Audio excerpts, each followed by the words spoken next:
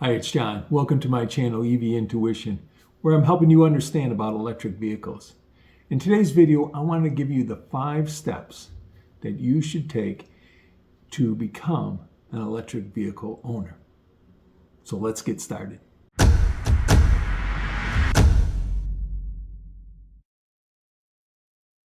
Before I begin, I want to remind you, if you like the content of my videos, please subscribe and give me a like. If you have any comments, please include those also. Thanks for watching. Today I'm giving you the 5 steps to becoming an EV owner. Now, these 5 steps are comprehensive to making sure that you've covered all the things that you need to be aware of before acquiring an electric vehicle. So let's begin with step number 1. The first step is that you need to know what type of electric vehicle you want to purchase. As you know, or may not be aware of, there are 3 types of electric vehicles, which I've covered in detail in other of my videos. But the first one is a standard hybrid. Now, these have been around for several decades and really just includes a small electric motor and battery, where really there's no difference in how you operate this vehicle compared to a standard gas vehicle. Pretty much that hybrid capability of that vehicle improves the gas mileage, but for all intents and purposes, it functions like a gas vehicle. Many of the steps that follow this will not help you much in the standard hybrid. You just purchase that vehicle very similar to purchasing a standard gas vehicle. Now, the second type of hybrid vehicle is the plug-in hybrid. And this is where you can take advantage of using the electric portion of that vehicle to save money and save trips to the gas station. And it doesn't require much different infrastructure in your home. It can use a 120 volt outlet. And for the most part, you don't have to worry about running out of electricity, because as long as you got gas in the tank, it's going to get you to where you're going. And the last area is the full electric vehicle, which is the biggest difference, and we'll be talking mostly about, but we'll also cover some of the aspects of a plug-in hybrid also through these 5 steps. Now, the second step is you've got to take all the available electric vehicles and figure out really what type of vehicle that will suit your needs. And so the second step is really trying to narrow down the number of EVs that fall into the category that you're looking for. And the first thing you want to obviously make sure is what class of vehicle you want. Are you looking for a regular car, or something bigger like an SUV, or something that's more utility in nature like a pickup truck? You need to kind of know what type of vehicle you're looking for and then look at the EVs available in that class. The second thing you got to know is, are you going to buy the vehicle new? Because if you're buying new, or acquiring, I should say, a new vehicle, you got a couple options. You can either buy it or you can lease it. There's different advantages, and some people buying makes more sense and others leasing. A couple things that I want to mention to you, that if you buy it, there are more incentives available to you, including the federal, and most states have incentives that help you purchase an electric vehicle, or I should say certain electric vehicles that meet certain requirements of the federal government and state government. And then there's also restrictions on your income, etc. But I encourage you to look at that. Now, for both of the electric vehicles that I purchased, I took advantage of a $7,500 federal tax incentive, and that makes the price a lot more palatable and saves you a significant amount of money. And in even the state, I live in New York State. New York State, when I bought my Ford Mach-E, I got $2,000 of state state rebate right off the price of the vehicle. And then the other one for my Tesla Model Y, I got $500. So it helps to look up the incentives and make sure that you take advantage of them, and determine if the vehicle you're looking at are eligible for those incentives. So keep that in mind. That's very important.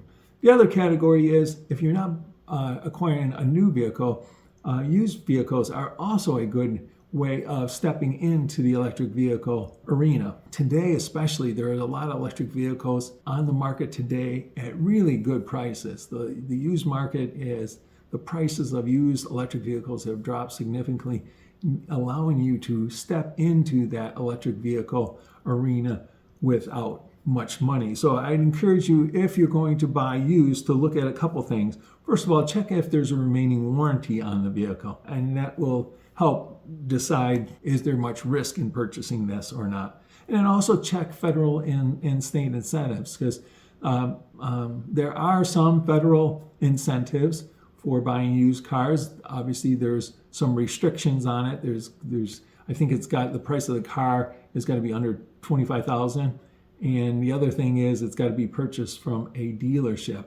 You can't get any rebate from a private sale. So those are a couple things to look at. And maybe the state that you're in has some incentives for a used vehicle also. New York doesn't have that. So the other thing to look at is, and I think is very important when you're getting an electric vehicle, is battery degradation. I encourage you not to look at electric vehicles that are like 10 years old. I mean, those are pretty old. The electric vehicle market has changed significantly since then.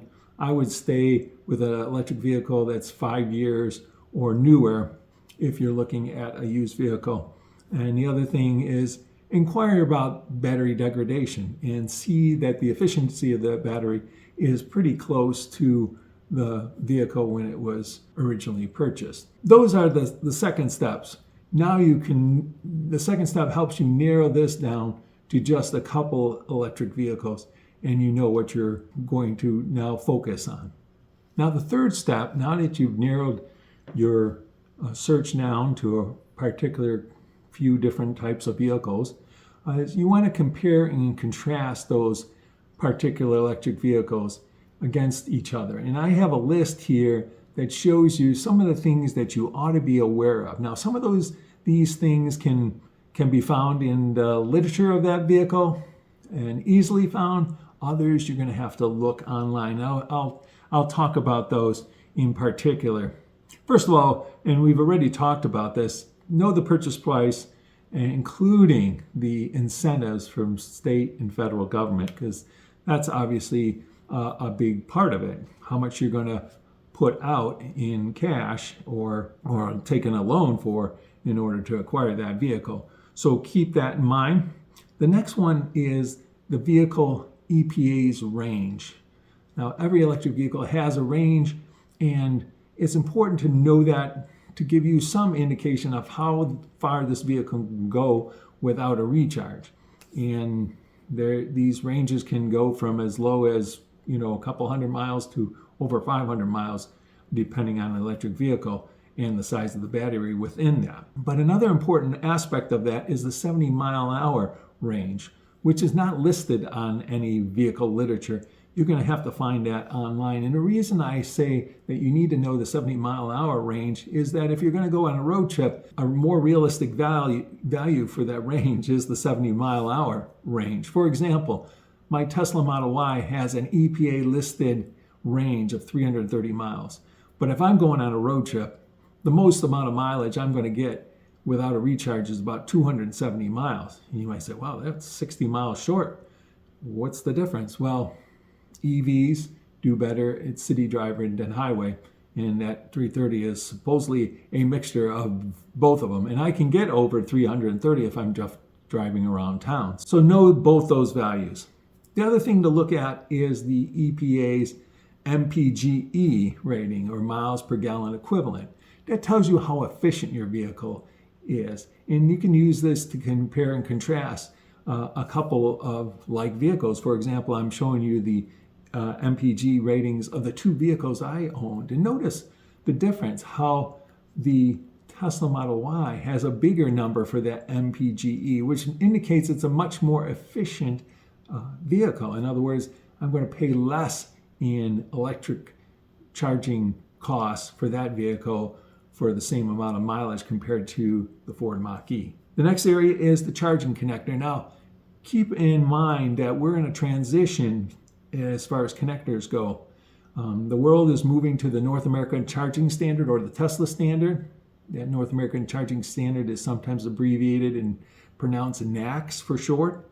And so if you happen to have looking at a vehicle with a CCS, Combined Charging Standard vehicle, make sure that you know does an adapter come with it, or that you're going to have to purchase an adapter in order to use NACS chargers also. So I'd encourage you to keep that in mind. And I have a video on connectors if you want more details on that. The next thing is, can the vehicle charge at a Tesla supercharger? If it's a CCS vehicle, many of those car manufacturers like Ford and GM are now getting the ability to charge at a Tesla supercharger. Now, why is a Tesla supercharger important? Well, it happens to be the largest EV fast charging network in North America. So it is important, gives you much more options if you're on the road charging to be able to charge at one of those. So that might be something that you want to look into. Is that vehicle manufacturer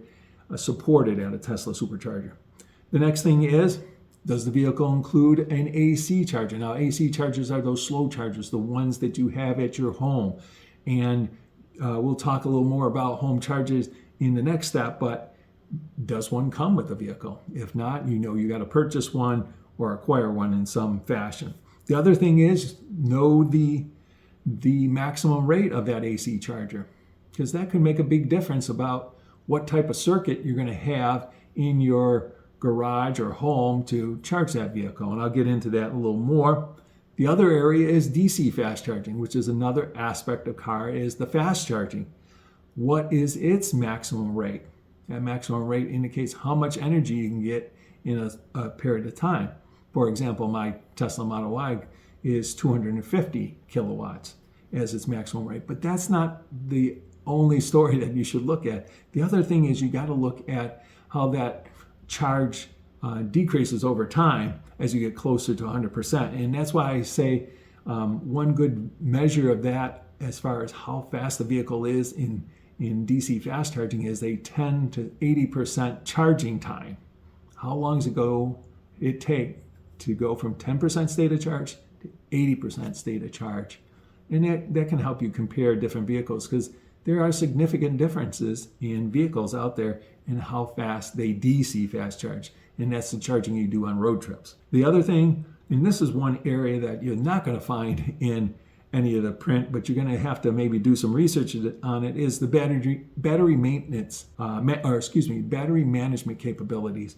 And this is, battery conditioning. Does it have capabilities of manually doing battery conditioning or automatically doing it? So that's one thing you might want to look into. And how, if you live in the northern states of the United States or in Canada, you might want to know how well does this particular vehicle perform in cold weather. And so does it, for example, a heat pump is one of the things that some EVs have that help it better respond in colder weather. In other words, it loses less range in colder weather due to having that. So that's another thing to look into.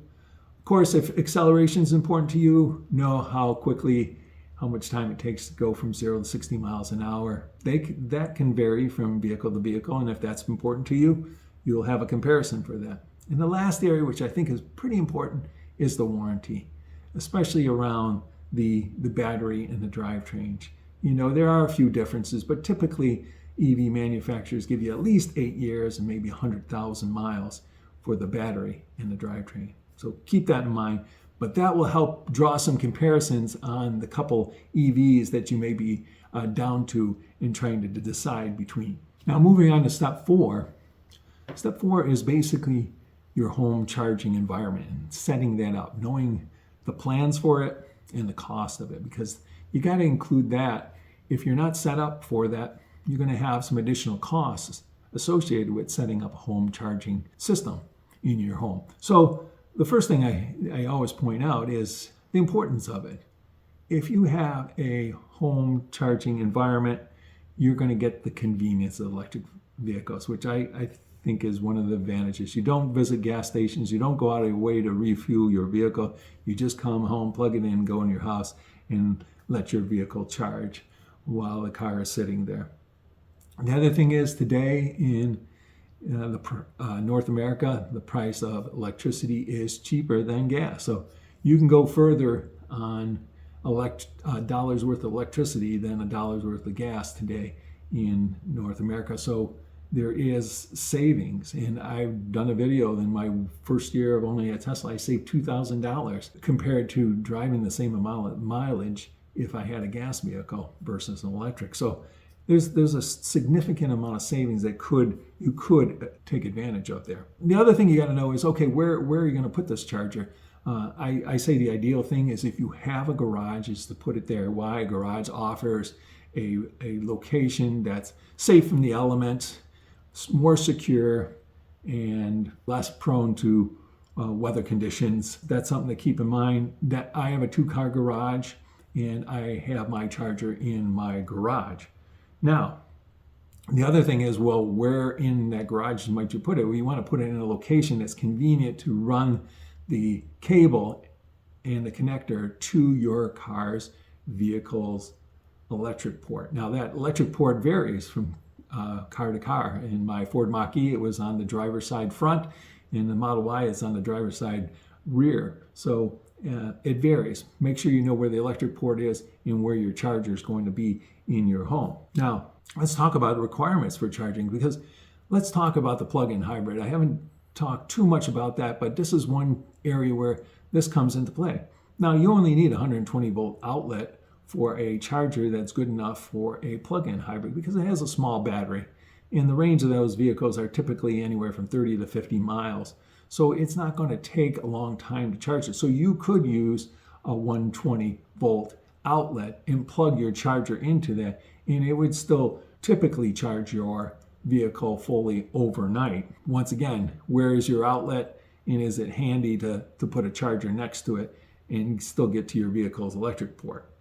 The other thing is, if you got a full EV, you want a 240 volt outlet. Can you use a 120? Of course you can, but it's going to take more than 24 hours to fully charge it. And if that's not a big thing with you, then fine. But in many cases, you want to charge overnight. That's my rule of thumb.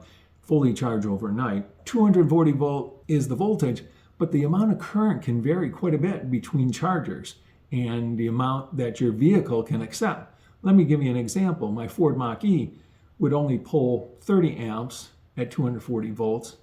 And so that could only require maybe 6-gauge wire. But if you're going to pull 80 amps like the Ford F-150 Lightning could with its charging capability, AC charging capability, then you need a lot bigger wire in your circuit and to connect that AC charger to. So you want to know that ahead of time, what is the amount of power that you want to deliver to your vehicle, because you may have to create a separate circuit or a new circuit in your garage, or run a new circuit in your garage to make that happen, and there's costs associated with that. The other thing is know what connector you're going to have on your vehicle and on the charger. Make sure they're compatible. The two AC charge connectors are J1772 and NACS, the North American Charging Standard, and there is adapters that can go between them. So if they differ, you'll need an adapter. The last thing I want to talk about is you got to also make sure that your home has enough electric service in it to add a charger to it. For example, if you're going to add an 80 amp charger to your home and you only have 125 amp service, you might have a problem, right?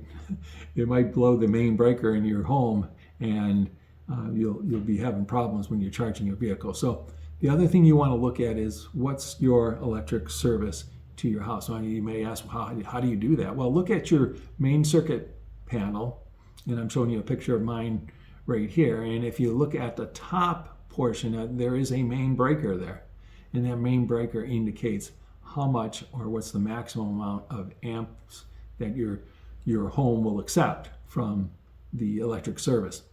And mine is 200 amps. And I did upgrade my home probably about 20 years ago, from when I did an addition, from 125 amp service to 200. And I know if I still had that 125 amp service, it would be tough to add a home charger to it. With the 200, no problem. It works very well. So now that you've done those first 4 steps, really the next step is to execute that acquiring your vehicle. And really, this is probably the easiest step in the sense of, pick which EV out of the couple maybe that you were looking at, and you know the particular EV characteristics and functional specs of it, and you know the price and everything that it'll cost you. You've already done your homework on your home charging environment. Now you can purchase or lease that EV, whatever you're going to do, and then make sure you apply for all the incentives so that you get the lowest cost to you as a EV owner. And then enjoy your EV, and I'm sure you will, as I have in my 2 vehicles that I have owned. Well, I hope you enjoyed this video. I really tried to explain to you really 5 key steps to becoming an EV owner. And I would say EV ownership may not be for everybody, but there are a lot of advantages of it. And I hope you look into that, check out these steps, and maybe become an EV owner yourself. Thanks for watching. I hope you found this informative and help you become an EV owner. Take care. See you next time.